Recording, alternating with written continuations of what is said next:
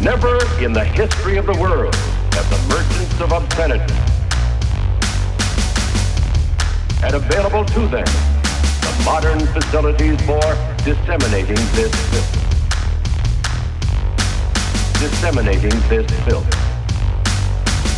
The onslaught of the communist masters of deceit. Bingo. Common. Slugs. Bingo. Common. Slugs. Bingo. Common. Slugs. Bingo. Common. Slugs.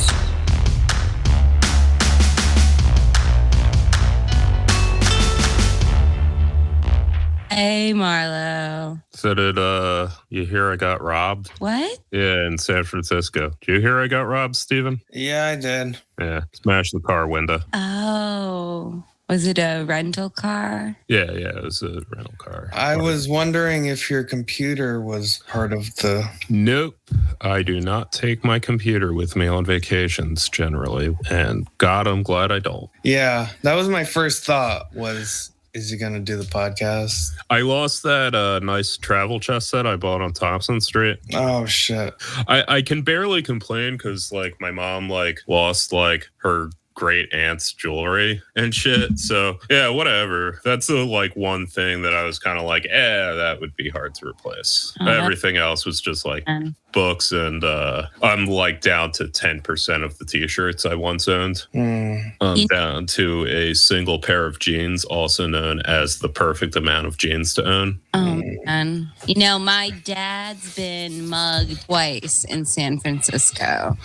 Yeah, rents are really high there. And only jumped once in Baltimore. How about that? Yeah. I don't know if that's true. I know at least once in Baltimore.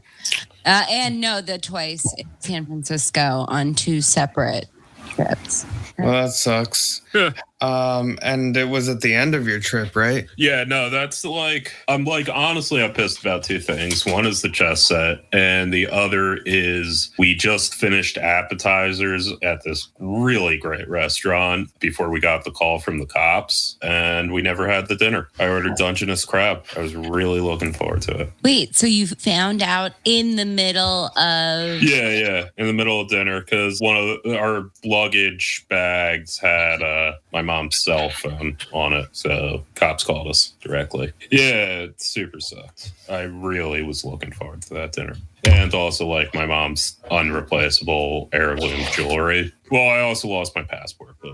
Not planning to leave the country anytime soon? Not really. Honestly, I'm mostly just glad I don't really have to change a bunch of passwords and shit and deal with anything really other than buy more shirts. Seems to be my main thing I need to do. You were pretty much unscathed. Yeah, in the robbery. Yeah, no, like if I had to put a dollar amount, I mean, those shirts add up, I guess. But and like 4 books that I already reordered, you know. So yeah, whatever. Also the chess set that sucked. So yeah, that was my last week. Oh, I mean, before then it was a wonderful vacation to my cousin's wedding. It was a nice wedding.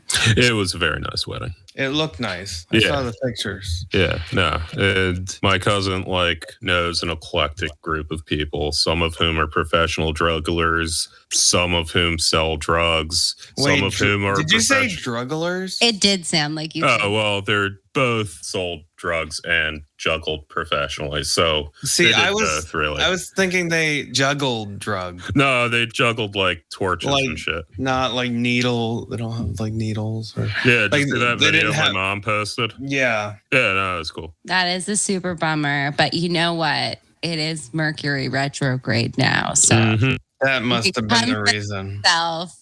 Knowing the stars made him do it. See, I thought it was the blood moon. It was a combination. It's the super blood moon eclipse. And now we've just gone into a Mercury retrograde. That is all. True, that checks out. But yeah, you know. Mercury retrograde. It turns people gay. Oh, and wear retro clothing. So it's retro gay. Yeah. Yeah, it's like only. Yeah, okay, I got this now. All right, 70s Hawaiian shirt. The Hawaiian shirts. Sure. I don't think that was ever a gay thing. Oh, right. It's just a Like 70s was like, I don't know. Yeah, now we're all gonna straightly comment on the history of gay culture. In a day, none of us were alive. Yeah. I don't know. I mean, there was the Village People, and others. I guess the Hawaiian shirt thing is just fat people. Yeah. Right? Yeah, no, that's just fat people culture, not gay fat people culture, but there could be a crossover. Yeah, 70s was post-liberation. Paisley. Paisley? Again, that was hippies, dude. I don't know. You have a shocking lack of knowledge of gay culture. Then I guess the question is, does kink belong at Pride? Yes, leave them alone. God damn. But I will say, you know what doesn't belong is straight people telling everyone about their kink and using the same framework. Yeah, no, that doesn't belong. No, if you're straight, you should be ashamed of sex. Absolutely. But if you're gay, talk about it in excruciating detail. Yeah, fucking Bodhi. Knock yourself out. Two children. Absolutely. That's fucking liberation, baby. All right. I think that more men should be led around on leashes in front of children to explain what adults do to one another. Only if they're gay. I'm pro leather daddies. I'm anti fucking normie doms bragging about it or like self-styled. I just shut up. I saw a big blow up over somebody talking about brats. That was a thing. Brats dolls? Yeah. No, brat. Somebody who's a brat submissive who like fights back but is still submissive. They're just like annoying to the dom. Jesus Christ. I didn't want to do it. Okay, you know what? Never mind. This shit's gross. I don't like it. Stop it. This is all. Just get off me. Oh my God. So annoying. You never have sex with me. Oh my God. Is it like they pester? Yeah, they pester. They pester, or if they just like act like they don't like it and then they annoy the dom until they're like, oh, rah, rah, rah, rah, rah, I'm the dom. You'd stop being a brat. I won't stop being a brat. Okay. Yeah, no, again, I'm going to maintain it's okay for the LGBT community as it is not okay for straight people. Nothing's okay. One of my favorite kink stories is the time I went to a New Year's party and I started talking to this person and they were like, I was like, oh yeah, I'm in a band, I play guitar. And he's like, yeah, I used to play keyboards in a band, but then, I got too invested in my side character. And I'm like, huh. And he's like, yeah, you could just tell that he couldn't keep it in, what he wanted to tell me. And he's like, yeah, I like being a pup. I couldn't be in a band because I was just tied to a leash in somebody's, like a cage. Yeah. I know. And I was like, enough for a grown-up man. He's like, yeah, I just, I gave up all my hopes and dreams and just became someone's permanent pup. And I got the sense that he wanted to let me know that he was open to this, even though I didn't think I gave off like dog pound, or dog pound. What do you call person. The guy who wants the pup? I guess dog owner. Yeah, I don't know what that's called, and I'm not looking it up. Is Cruella a name for like someone in this dynamic? Like sort of an S&M pup play sort of thing? I think that'd be like the Skinner, which is gross. Yeah, just call him like a DeVille or something. Yeah, somebody who wants a coat. They wear a coat and they're like, well, if you don't be a good dog, you're going to be part of this. You're going to be part of this coat. A kennel. That's what he was in. He was in somebody's kennel. Oh, God. Kennel. Yeah, of course they're called kennel. And then I was like, then somebody suggested that I get him to be our band's mascot and to keep him absolutely not in a kennel on stage. And then we'd like use him as a prop for our band, and we'd be the band with the pup. If he could play keyboards, I mean, he could just combine his two lifestyle choices. He likes. Well, I feel like that's actually what happened. I feel like he actually did try and combine the two lifestyle choices, and the other bandmates were like, "No, you have to stop that." No, I think you must pick one or the other. He told me one took too much of his time up. I just disagree with that. All right, now you're judging people's kinks. I think it's good to do it at Pride. You started out with good for them, and then you're ending with that's wrong. Yeah, I mean, because it is. But look, I am a fair weather ally. That much has always been clear. So that was my story about kink at Pride. And it wasn't at Pride. It was at a New Year's party. I mean, live and let live. He seemed to want to dance with me and want me to be his dog handler. And I wasn't into it. So I danced with other people. And then he kept being like, meow, meow, meow, giving me puppy eyes, I guess. Oh. Anyone else have any kink experience? Not really. Just, people dressing up, coercion as kink mostly. Coercion? Yeah, they'll do that. Yeah, like I had an experience where I was seeing someone and he was like, I need to do X, Y, and Z, like blah, blah, blah. And I wasn't like completely unwilling, but he had asked me like he wanted a cam girl to watch us have sex. And I was like, yeah, not yet. I'm not there yet, And then he did it anyway. So, I know he did it to somebody else as well, at least one other person. So, yeah, there's a lot of that out there, too.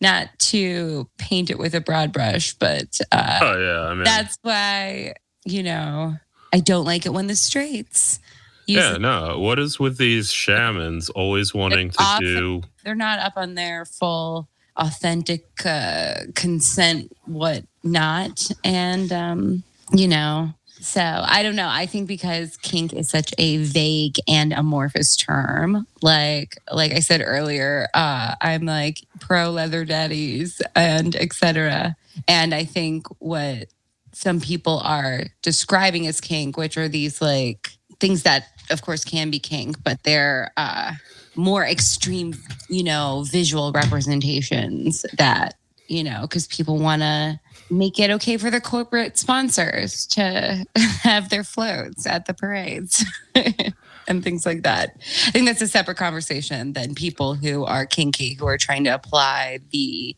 straight people who are kinky, who are applying like the framework of being under the LGBTQ umbrella to themselves. It's those are the worst. Yeah, I knew so many of these people, and it's you did.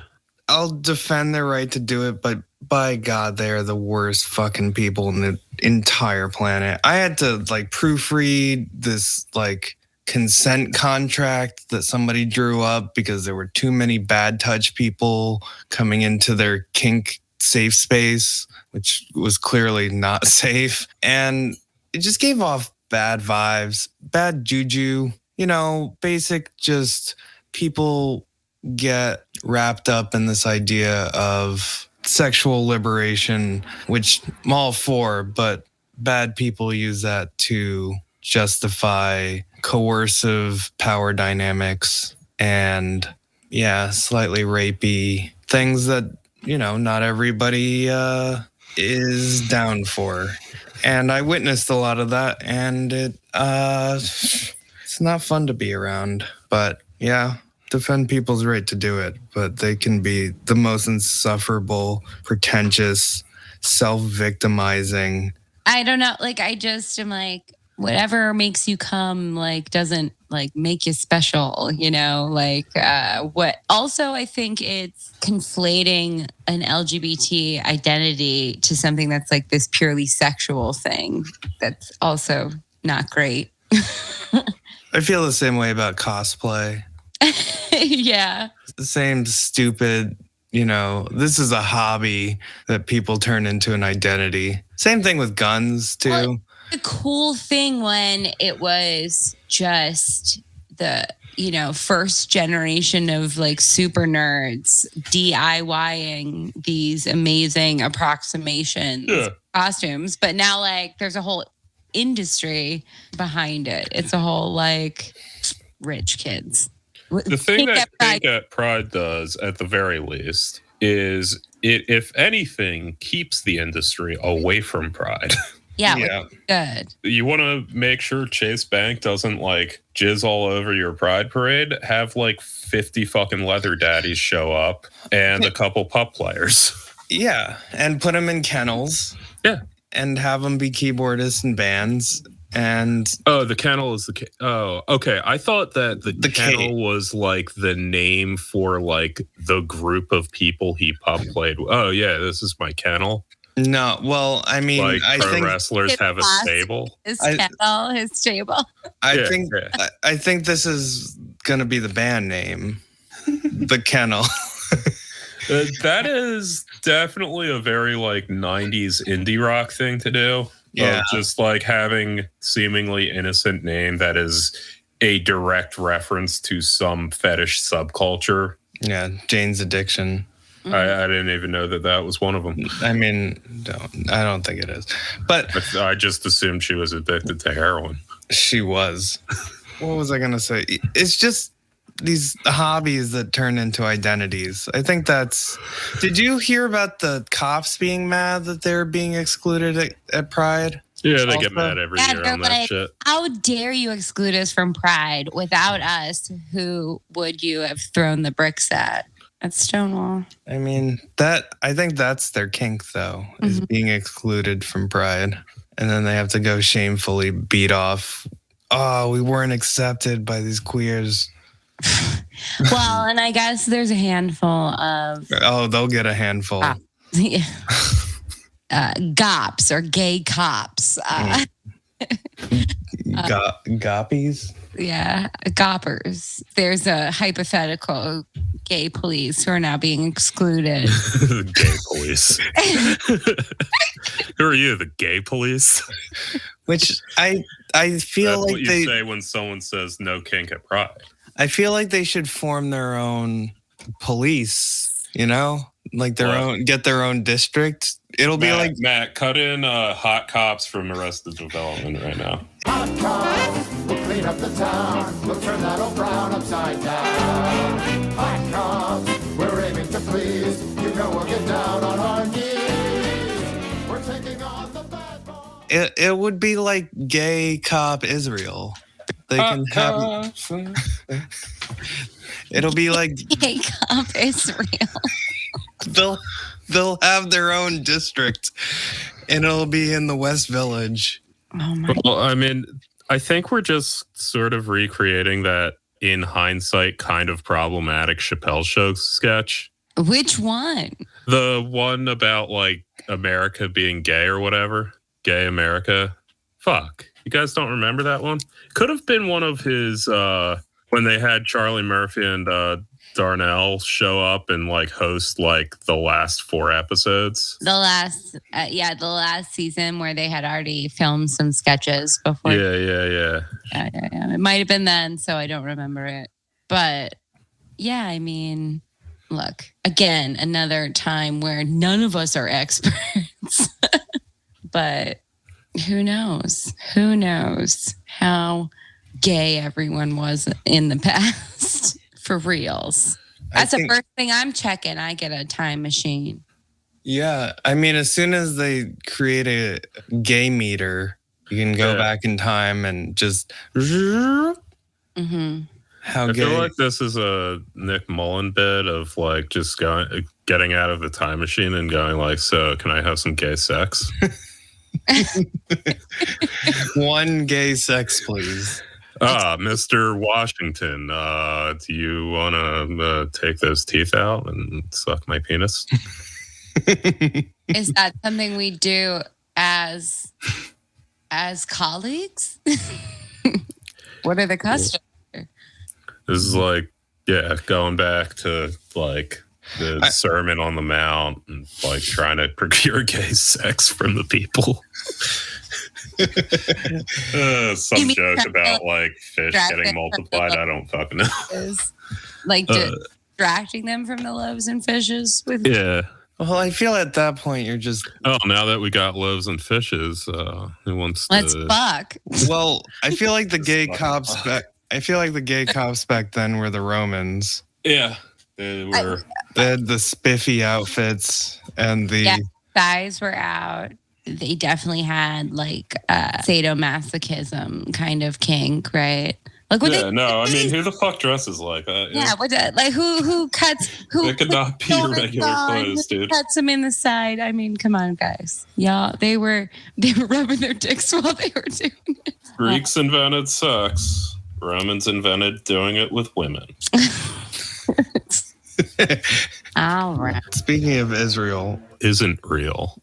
is not real. There's a whole bunch of things. I mean, there's an oppositional party. Yeah. That's formed in that occupying government state. Yeah, I don't know enough about Israeli politics other than it's the dumbest fucking democracy on the planet. No, I think it's like there's a 2% vote threshold that gets you in the Knesset. Like every 2% of the vote your party gets, you get another seat in government. And there's just a billion fucking parties. And yeah, they all speak their own languages too. Like some of them are like Russian language parties. Some of them are English language parties. Some of them are Hebrew parties. Yeah, it's a weird fucking system. But apparently some segment of the center right, far right, and center left, which is also right, formed a coalition to essentially just to oust Likud finally. Bibi, you mean? Yeah. Likud's his political party. Yeah. And also Likud, I don't think is his political party. I think it's actually a coalition, but I could be wrong on that. Well, he formed a coalition with the far right also. And he was the moderate right. And then, I don't know, it splintered off. There's 8 different far rights. Like, that's the one thing to understand. I was just going to say, I was thinking about how Bibi grew up in Philadelphia for a little while. Yeah, I did. He's got a little bit of a Philly... A Philadelphia? Philadelphia lilt when he talks. Oh, and too bad he's kosher. We'll never know what his cheesesteak preference was. Maybe someone out there has got a secret story about taking Bibi to get cheesesteak. Bibi whiz. And that's how we're going to blackmail him. We're going to get this info. But I think this transitions nicely into Eve Barlow. Yeah, it's not a reading series because that's what Chapo does. It absolutely is a reading series, and we're going to market it that way so that we can draft off the win. This is a series of things that are being read. That's unrelated to the Chapo Trap House reading series. And also one thing is a series. So yeah, this is made a splash on Twitter, The Social Media Pogrom by Eve Barlow. This is appearing in Tablet Magazine. Mm-hmm. So for those of our audience that doesn't know, Eve Barlow is a Zionist on Twitter. I think she's Scottish originally. I don't know. She's really fucking annoying. It doesn't really matter. Anyway, I don't know who crafted the first tweet that simply said Eve Fartlow. But whoever it was, bot or human, that's not how bots work, started a fire. Over the past 2 weeks, Twitter has been littered with the words Eve Fartlow. Every time I tweet, this title is the response I attract. And it is pelted at me, irrespective of what I write. Hundreds of trolls, some with blue ticks, some without, just start responding to me, Eve Fartlow. Parenthetical. Some people have recently switched it to Eve Shartlow. But Eve Fartlow seems to be the one that sticks. Close parentheses. If we donated a JNF tree to Israel, Jesus Christ. be less Jewish. For every time someone's tweeted Eve Fartlow, there'd be no Negev left. God damn it. Oh my God. Tensions in the Middle East erupted this past month. So you may be thinking, why is this dumb Zionist liar playing the victim? She should cope. Not sure what that means. She's complaining to me from her Los Angeles apartment about spelling her name in a dumb way online. She's not wading through rubble. She's not running from rocket fire. She's not surrounded by senseless violence. Let's ratio her. Oh my God. Let's ratio her. Dun, dun, dun, dun, dun, dun, dun, dun. Go on. Let me go ahead a little bit. I have not been living in a bomb shelter.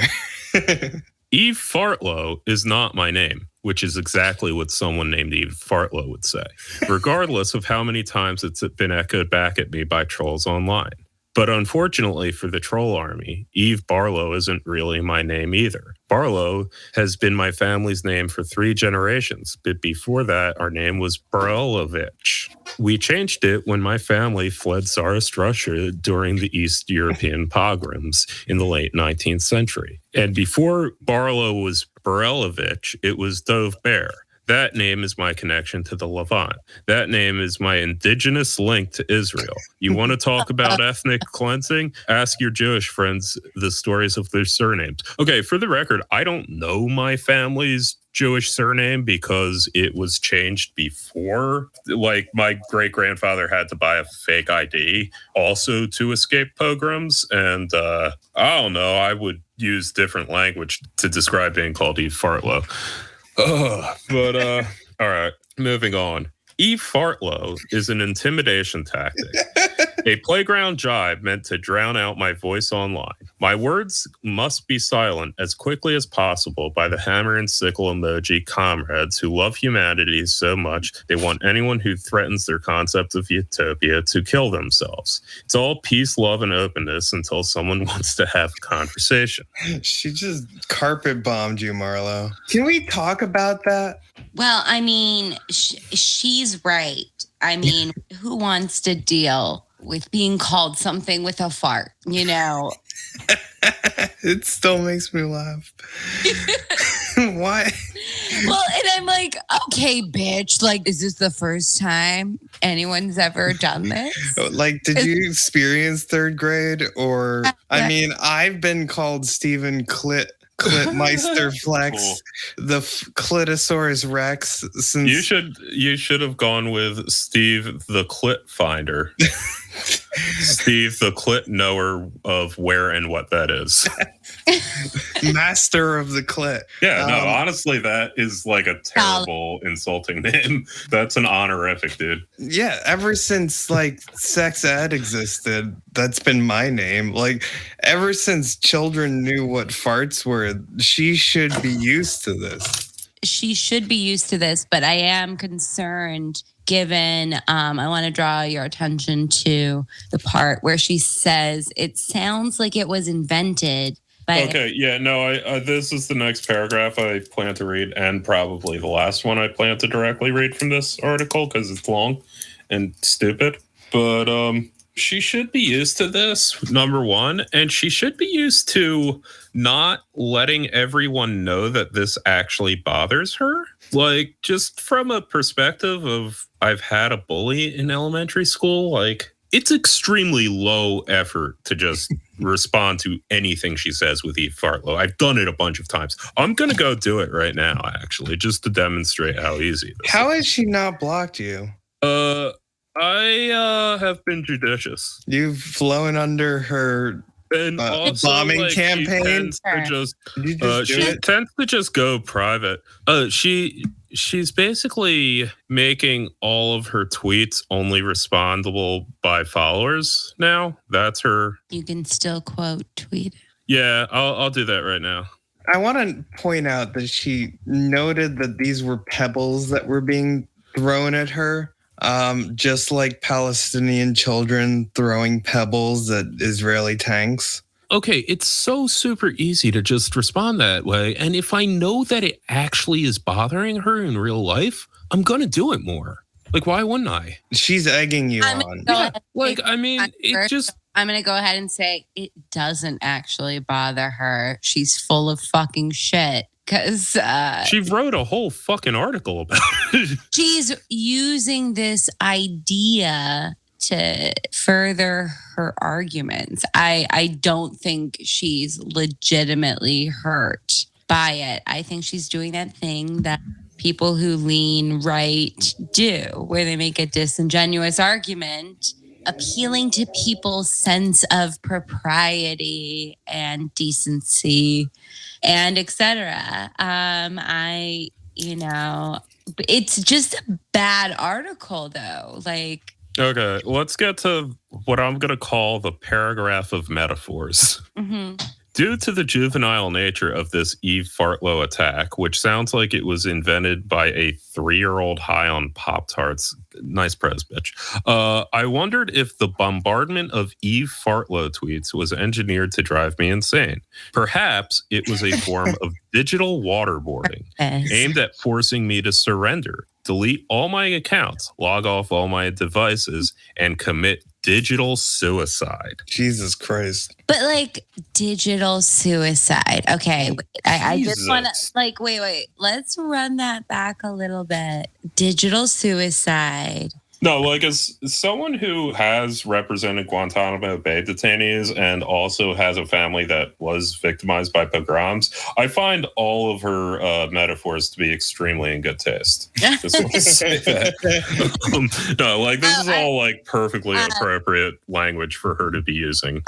Yeah. So, okay, my favorite, digital suicide, love it. Digital waterboarding. Okay, what would that look like? It looks like being called Eve Fartlow, apparently. It's being inundated with fartlows and shartlows and secondary. Is there any more? Are there any more she's missed? Fartlow. Also just the fucking broken lib brain of bot fears. Yeah, they live in a state of fear when anyone disagrees with them or like mocks them that it's just a coordinated campaign. A hyper advanced fucking deep learning fucking algorithm running off of Google's supercomputers just to see her name and go Eve Fartlow. Yeah, that's a Russian bot right there, a Putin army.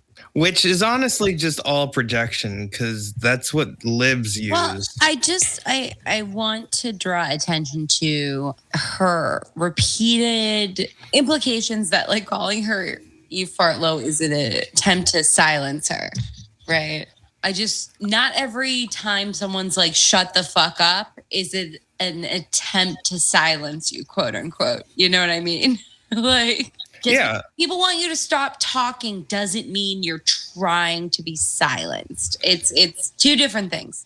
Well, and I feel like this is just spun out of control in internet spaces where anyone who harasses or complains about someone, when, actually getting shut down from a platform, like we've gotten shut down, is an act of silence. We're the victims here, not her. She's got a tablet article that she's writing, whereas we were taken off of YouTube, silenced. Yeah, for no reason, just like the fucking cultural revolution.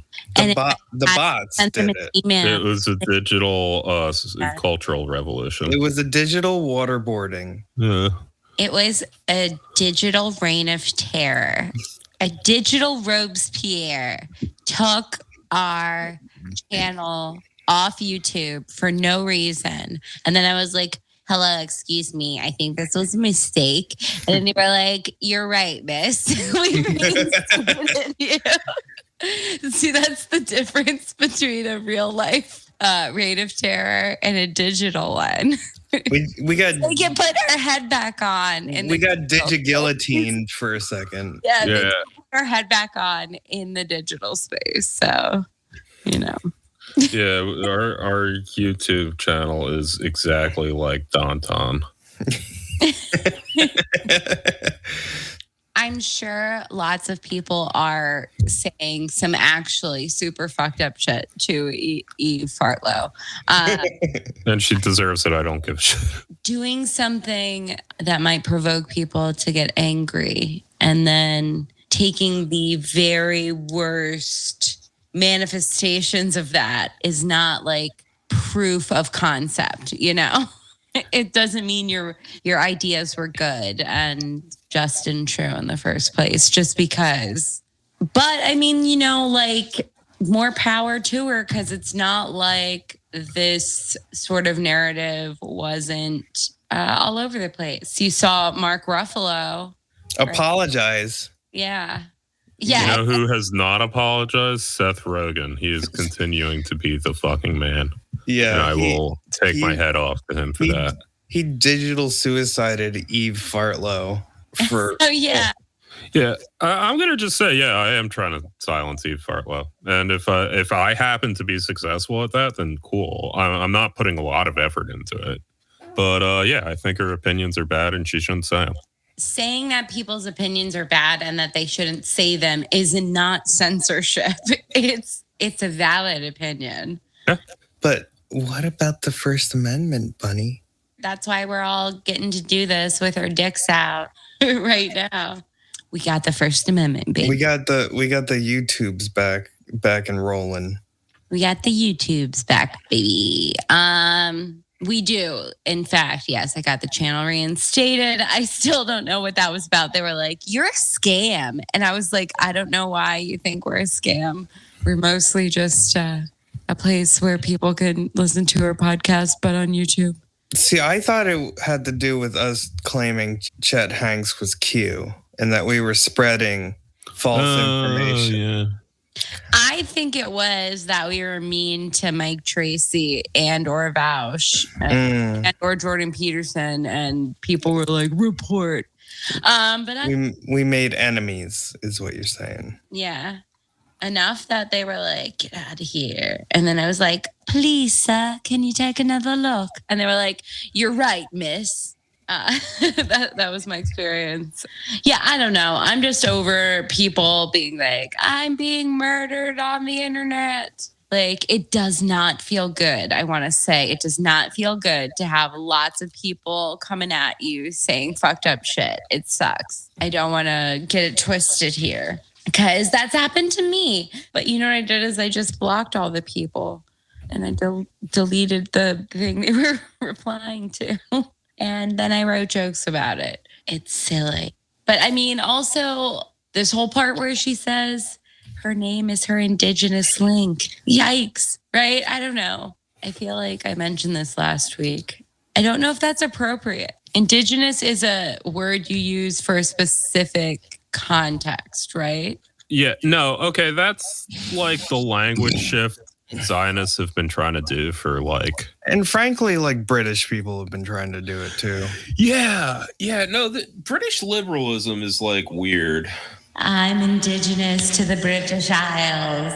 Yeah, no, I mean, because it used to be just look how big our circumcised dicks are, look how hot our soldiers are, and now they're just the whiniest fucking victim complex fucking Tumblr liberals of all time. No, that's not the actual. They always were. It's not the actual people over there. It's all the like people who are like, I wish I was as hot as this IDF soldier I saw the time I was on Birthright. Yeah, they're just like. Okay, I'm gonna say something that's fucked up, but please do. My acquaintances, friends who've done Birthright, who come back with this like, oh my God, they're so hot and exotic about the Israelis, but specifically like about hot IDF soldiers.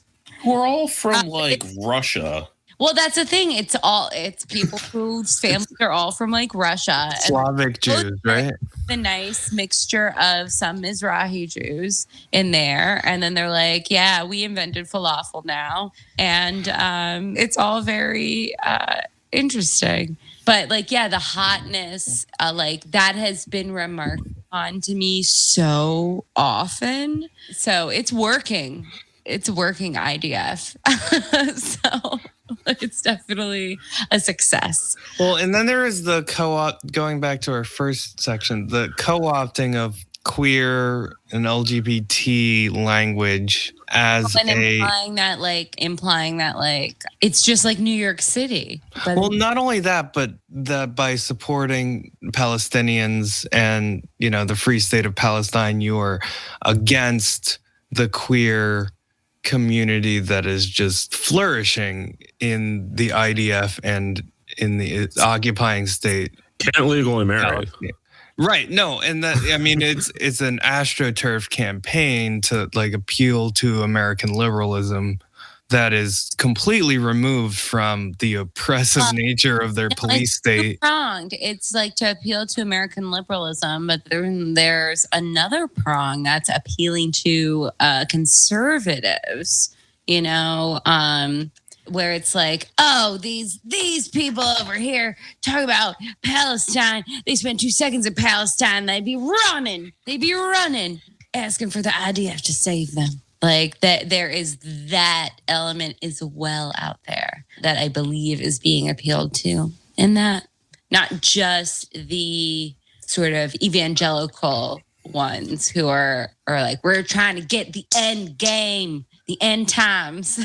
Yeah, the best part about the Israel apocalypse is the fact that they're all going to be hovering above Jerusalem or Mecca or something, right? And that like they wouldn't make it into heaven, but they would be hovering. Yeah. It's like it depends, but my favorite version is that like the moon turns a certain color and then like the sky cracks open over Jerusalem. Maybe I don't know, I might be but that essentially the sky cracks open and Christ is like, all right, I'm about to divvy you motherfuckers up. We got the good pile, the bad pile, and the Jewish pile. We go to the left to the right. And yeah, so it's my favorite is the priests. Shout out to the priest I grew up with who liked to imply that heaven was simply being close to God, quote unquote. Like sort of like they wanted us to think that heaven was the most boring shit ever. Like none of that good Western story about it being like the absolute paradise of whatever, angels and clouds, blah, blah, blah. It's just some metaphysical space where you're close to God instead of being away from God, which is what hell would be, and not hellfire. But then why did they talk about the hellfire so much? Nobody knows. But the sky's supposed to crack open and they divvy us all up. So yeah, there's a lot of these American evangelicals who, once certain signs are fulfilled, would like to physically be there for the end times. You know, I will say that the bigger motivation for it, other than that, is just classic neoconservatism. Yeah, I mean, it just kind of falls within a realpolitik of the United States. And like a projection of how we view ourselves as connected to this non-Muslim country that's surrounded by enemies, and we like to feel that way. Yeah, and I mean, it's nice that the Jews are over there and not here, and they're doing colonialism for us. Yeah, but not only that, but like the colonialism is attached to like democracy and spreading democracy and having this client state in the middle, you know, dropped into the middle of a bunch of sand is convenient. And the American military and, you know, institutions all want to make it seem as though Israel is a paradise. You know, it's a paradise for a certain group of people to go and be free. And it was that way in the 60s and 70s also. Like it was sold that way as almost like a leftist project. Mm-hmm. Well, yeah, that's part and parcel with talking about how hot the people are and et cetera. Well, not only that, but they have like social welfare that America doesn't have. Well, I mean, the country, I mean, yeah, the socialist movement was actually the most the left was way more powerful in Israel than the right for the longest time. And they had, what are they called? Kitzpahs? Kibbutzes. Kibbutzes. Chutzpahs? Chutzpahs. Shiksas. Shiksas. Now Steve and I are just going to try to name every Yiddish, pseudo-Yiddish word we think we know. Yeah, and Marlo's going to correct us. Mm-hmm. Yeah, I'm pretty sure kibbutz is Hebrew, not Yiddish. Yeah. But we were going to break into them just for Klemps and Meshuggahs. I did just finish watching The Nanny. So Matt, play us out with Meshuggah. I was hoping you were going to say the Nanny theme song because it's excellent. The Tower of Babel, that is Twitter. Is there any other part of this essay? I don't even know. She's so good at like calling things different things. Yeah, I think digital waterboarding. She was literally trained by Pablo Neruda from Il Postino, the movie. Yeah. About metaphoresa. Metaphora. I mean, the most troubling aspect is she says she's a music journalist. What kind of music does Eve Fartlow like? I took note of that, and as a former music journalist myself, I was understanding because they're the worst people. Hands down the worst people, except political journalists. And wait, I know which part before we leave. I know which part I wanted to draw attention to, the part where she's like, poor Gal Gadot, where she talks about people replying to Gal Gadot's tweets with accusations of her being a war criminal. Gal Gadot is hot. She is hot. She has an amazing career for a truly terrible actress. All right, she has done articles about Sinead O'Connor. Yeah, I saw that one. St. Vincent. Oh, she talked about the 60s Meshuggah. She has an article about that. The tech metal band, or? No, it's just a 60s Meshuggah. I guess it's not music related. Just the 60s were crazy? What does that even mean? Wait, I also want to ask if you agree with Eve that the hate she's facing is indeed the, quote, oldest hatred in the world. I do appreciate the sort of Byzantine glamour she adds to her own experience. Yeah, everyone likes to say that. I don't know. I mean, I get maybe, probably not, but I guess as far as like continuous prejudicial targets, I don't know. All right, I think I've sensed a pattern with her music taste. It seems to all be chicks that rock. Okay. She's got Sinead O'Connor, St. Vincent, Nancy Sinatra, Miley Cyrus, Juanita Stein, Gorillaz? Okay, well, that's Laura Jane Grace, Carly Rae Jepsen, Alanis Morissette. She loves brunettes. Yeah. Haley Williams. Chicks that rock out. Chicks that rock out. Girls that rock out. Not digitally waterboarding people. I just like to rock out. I like to party hard. I like to smash things. Anybody see that Avril? She's got like, Avril Lavigne has an interview where she or a cut of an interview where she just responds to every question lobbed at her when she was 16 with, I like to rock out. I like to rock out. I like to throw shit around. I like to go nuts. I like to lose myself on stage. I like to scream. I like to holler. I like to break things. I like to yell. I like to get my anger out.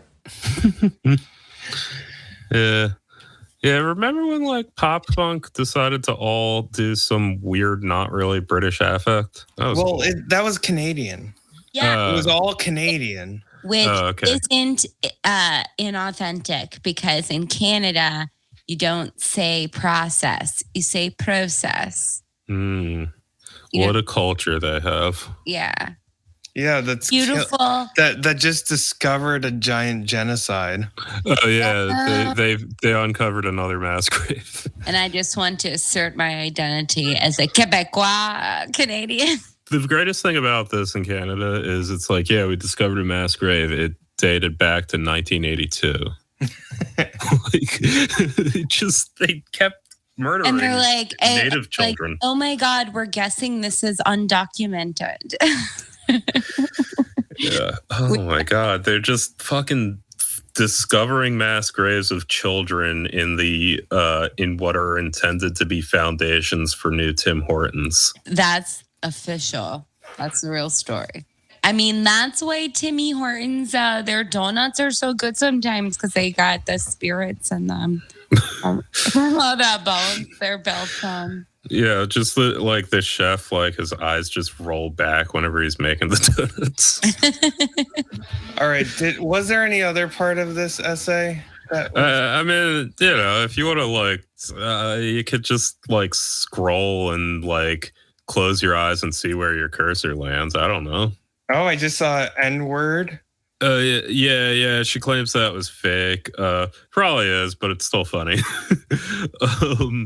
Okay, she mentioned that she had an article. Barbara Streisand was toxic at the moment. I don't even know what she's saying here. Yeah, I see that. Yeah. Well, no, it was that. Disinvited from a dinner party. Yeah. Because another guest didn't feel comfortable her being a Jewish supremacist, which she obviously is. Well, they did not say Jewish supremacist. No one said that. And like, I just feel like she is taking a handful of murmurings and etc. and just extrapolating them onto this is where Zionists are the biggest fucking liars in the world because they like realize their arguments are fucking bullshit. And the person probably said Zionist. They probably said something relating specifically to her Zionism that they had a problem with. They didn't say Jewish supremacists. Like every fucking Zionist has some story about, oh yeah, when I was in college, a kid came up to me and said, oh, you're a damn dirty Jew who likes killing Palestinians. Why don't you like take all that Jew money of yours and go to hell? Like that never fucking happens. No one talks like that. No one says that. It's a little bit like a story of, I was a white person who grew up in a black neighborhood and people used to be like, fuck you stupid white bitch. Yeah. No, it's exactly like that. You do slavery to us. like the actual anti-Semitic people don't give a shit about Palestinians. Yeah. Like that's a like. But I mean, have you ever met someone who you could just feel it on them where one little thing that brought them any kind of discomfort could easily be blown up into this massive, beautiful story of their victimhood? Yeah, like, okay, sometimes in like left spaces, if they find out you're Jewish, like they kind of try and steer the conversation awkwardly to give you this litmus test on your position on Israel. That's kind of like annoying, but no one fucking talks like this. Like, yeah, actual anti-Semitism does happen and it can be quite overt, but like the people who are overt about hating Jews also tend to not give a shit about Palestinians. Okay, I will give a little caveat here and say that I have met people who say that they are really concerned about the plight of Palestinians, but do seem a little bit like they're indulging something sure, anti-Semitic. Like you know what I mean? Like it's not as if this doesn't exist in any form. Everything fucking exists. Yeah, sure. But like also those people tend to at least hide it a little bit and use the term Zionist, in fact. Well, and then I mean, also, I'm sure there are people who legitimately believe this is an issue they very much care about and they don't give a shit and they'll say things that are fucked up. Yeah. You know, like that. So what? Like there is a known possibility here. So I don't know. Yeah, it just. I just think if I was going to digitally waterboard somebody, it would have a lot more like Guns N' Roses involved. But like seriously, every Zionist has 11,000 stories about how they are constantly approached by strangers unsolicited. Okay, I got to admit something here on the pod, guys. In college, You called Eve Fartlow a Jew bitch? No. A friend of mine had been talking to a guy who was Jewish and very, very Zionist, right? And then he was like kind of a jerk to her. And we were looking for people to prank phone call. And she was like, what about this guy? And I was like, yeah, I'm going to do it. And I did call him a lot of times and just say, Palestine rules. Yeah, whatever. That's fine. So I do want That's to not get that here on the pod. So I'm sure this man might be somewhere out there tonight telling people he received random harassing phone calls because of... All right. First now you're giving mixed messages for this pod. First with the soda stream, now with the random prank Palestine harassment. Yeah. Okay. Let's Bonnie can't be Hollywood anti-Semitic still, because she guys. bought soda stream. We should call this the BDSM podcast. Yeah, that actually would be an appropriate play on the name of this episode, actually. Like capital BDS Yeah, and then just lowercase m. Yeah. Yeah. Or parentheses. clinical. Yeah. Well, guys, I guess the other factor is I do want Jews to like me. So I mean, that is important to me. they control your industry, so Sure, but also like I want them to like me. Still, I'll admit it. I'd like Gal Gadot to like me. I'm just in my own head. I'm just allowing myself to think she's kind of stupid. So, like you're just excusing her because you find her hot. Yeah, a little bit. A little bit, yeah. See, you're falling into the IDF trap. Exactly, it worked out. Yeah, this libidinal urge to just excuse hot people for their war crimes. Mm-hmm. Yeah. And that's what America does wrong. We don't have enough hot people doing our war crime, I think. Look, that's why America's lucky that I've just been exploited by a million jobs and not been some sort of person who's cleverly figuring out how to do evil things. Because I'd be like, step number 1, make all these hot people the war criminals. Yeah. which at this point just amounts to like sitting in a room with a TV and like playing Call of Duty, but in real life. That's what war crimes look like today. Yep. That's what war crimes look like today. All right, guys. Oh, is that a wedding that I see that's going on right now? No, you don't know it's a wedding till after. That's a story. I do want to say I do know someone, I'm acquainted with someone who was in the military in some capacity. And they were like, they described it as raining hellfire missiles down on targets. And I don't know. I just like, I always think about that. And I'm like, that seems like, I don't know, your dick gets hard to that idea, right? Yeah. Raining hellfire missiles. But I think our dicks get harder if they're just hotter people doing it. Well, yeah, look, what the IDF does well is put hot lady soldiers out there. They have them looking beautiful in the sun with their hair out and like just... Their cat ears. Yeah, just glorious. The American military is like, no, you can't have all your hair out and shit. Like, or here's Tom Cruise being a maverick. Yeah, are we talking about Top Gun? Yes, we're talking about Top Gun. I mean, sure, yeah.